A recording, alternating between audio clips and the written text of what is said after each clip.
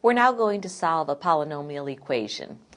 We have x cubed plus 9x squared plus 16x minus 6 is equal to 0. In order to solve this, we can use synthetic division to help us, but let's go ahead and list our possible rational zeros. And those are going to be factors of the constant term, plus or minus 6, divided by factors of the leading coefficient, which is 1.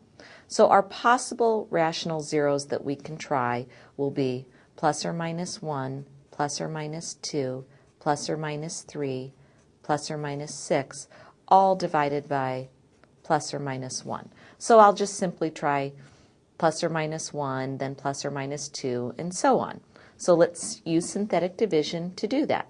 Starting with 1, I'll put my coefficients down. I have 1, 9, 16, negative 6.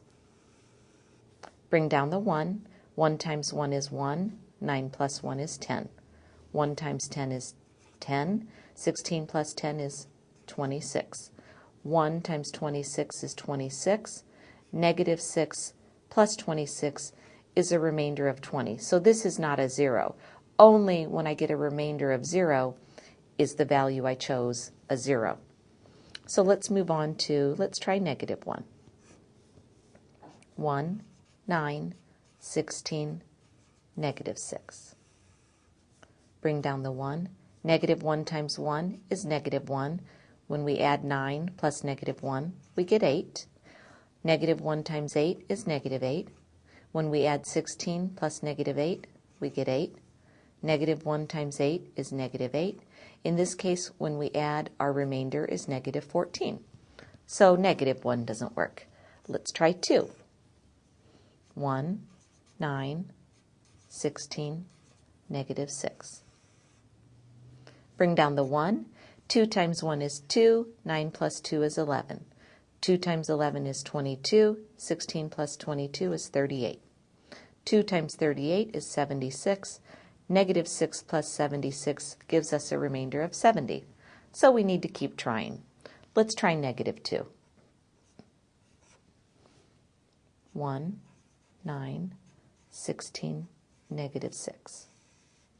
Bring down the 1. Negative 2 times 1 is negative 2. 9 plus negative 2 is 7. Negative 2 times 7 is negative 14. 16 plus negative 14 is 2. Negative 2 times 2 is negative 4.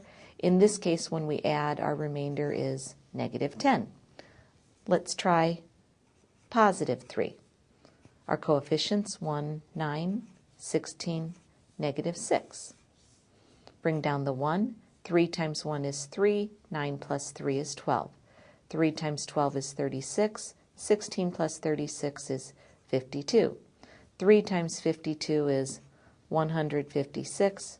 Negative 6 plus 156 is 150. So that didn't work. Let's keep going. Let's try negative 3. 1, 9, 16, negative 6. Bring down the 1. Negative 3 times 1 is negative 3. 9 plus negative 3 is 6.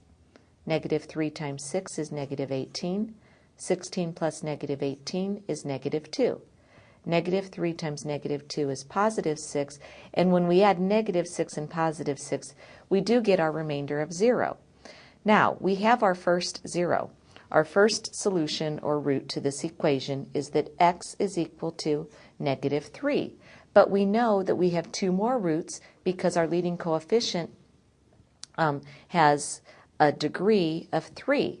So there are 3 roots.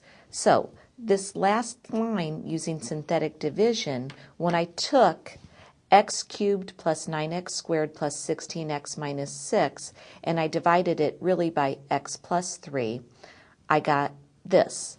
1 times x squared plus 6 times x minus 2. So we can find the other 2 roots by solving this equation, this quadratic equation. So let's do that. So we see that when we used x equals negative 3, that was a root to this equation, and we had left x squared plus 6x minus 2.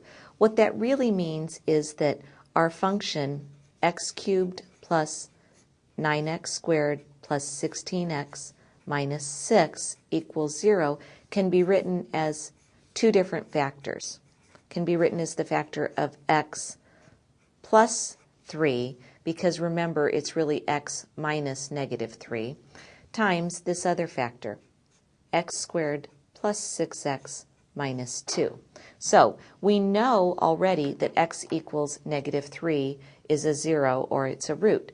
We got that by setting x plus 3 equal to 0 or x equals negative 3. The other two roots we can get by setting this quadratic function equal to 0. X squared plus 6x minus 2 equals 0. This doesn't look like it will factor, so let's go ahead and use the quadratic formula. And we have x equals negative b, which is 6, plus or minus the square root of b squared, so 6 squared, minus 4 times a, which is 1, times c, which is negative 2, all over 2 times a, which is 1. So we get negative 6 plus or minus the square root of 36, minus 4 times negative 2 becomes plus 8, all over 2, and that simplifies to negative 6 plus or minus the square root of 44, all over 2. 44 is 4 times 11. So when we take the square root of 4, we get negative 6 plus or minus 2 times the square root of 11 over 2. If we factor a 2 out of the numerator and divide it with the 2 in the denominator, we'll end up with our last two roots. And I'll write those up here. X will equal negative 3 plus or minus the square root of 11. So we have a total of 3 solutions. X equals negative 3, and also x equals negative 3 plus or minus the square root of 11.